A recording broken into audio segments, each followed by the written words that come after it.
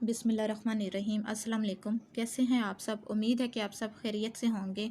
9th class आज हम जो टॉपिक करेंगे केमिस्ट्री का वो है डिस्कवरी ऑफ न्यूट्रॉन, कि न्यूट्रॉन जो है उसे किसने दरियाफ्त किया।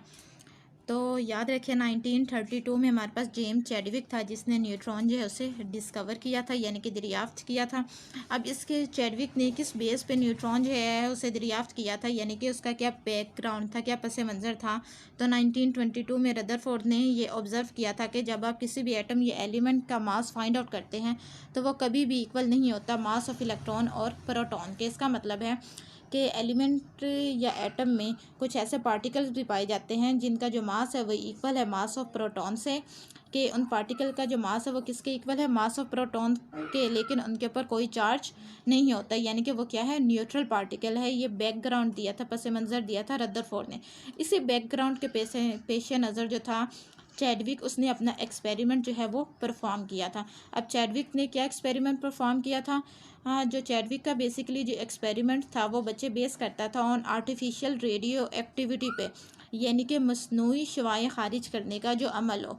अब रेडियो एक्टिविटी बच्चे ये एक ऐसा प्रोसेस होता है जिसमें आप क्या करते हैं, किसी भी एटम के न्यूक्लियाई के ऊपर क्या करते हैं, किस अल्फ़ा पार्टिकल्स की या किसी और पार्टिकल्स की बम्बार्डमेंट करते हैं।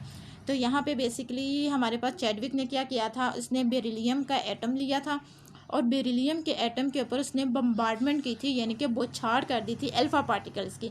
अब बच्चे अल्फ़ा पार्टिकल्स क्या होते हैं, जो हीलियम के न्यूक्लियाई होते हैं उन्हें आप क्या कहते हैं, अल्फ़ा पार्टिकल्स।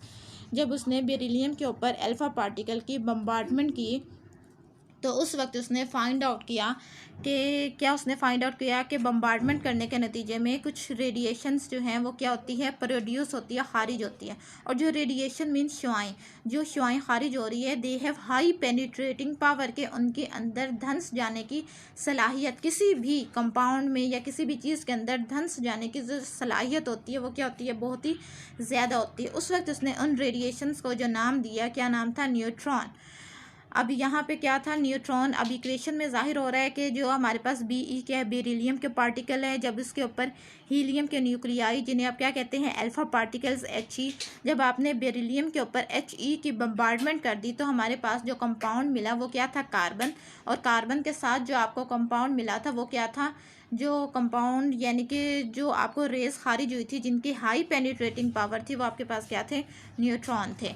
उसके बाद उसने कुछ प्रॉपर्टीज़ को ऑब्ज़र्व किया। अब वो कौन सी प्रॉपर्टीज़ थी, उसने देखा कि जिस तरह रदरफोर्ड ने एक्सप्लेन किया था कि एटम के अंदर इलेक्ट्रॉन और प्रोटॉन के अलावा एक ऐसा पार्टिकल पाया जाता है जिसके ऊपर कोई चार्ज नहीं होता। तो उस वक्त उसने देखा कि जो रेडिएशन खारिज हुई थी ड्यूरिंग रेडियो एक्टिविटी प्रोसेस, तो वो जो रेडिएशन थी दे आर न्यूट्रल, यानी कि वो क्या थी, न्यूट्रल थी। दे हैव नो चार्ज, यानी कि उनके ऊपर कोई भी चार्ज नहीं था।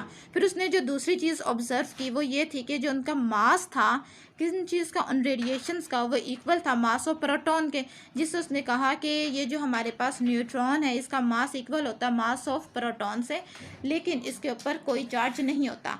जो तीसरी चीज़ ऑब्ज़र्व की वो ये थी कि दे आर हाई पेनिट्रेटिंग, यानी कि इनकी किसी भी चीज़ के अंदर जो धंस जाने की सलाहियत थी वो क्या थी, बहुत ज़्यादा थी। ये तीन चीज़ें उसने डिस्कवर की, जिससे इन तीन चीज़ों को उसने डिस्कस किया, न्यूट्रॉन के प्रॉपर्टीज़। तो वीवर्स, ये मेरा आज का लेक्चर था। अगर आपको मेरा लेक्चर पसंद आए तो मेरे चैनल को लाइक, शेयर एंड सब्सक्राइब ज़रूर करें।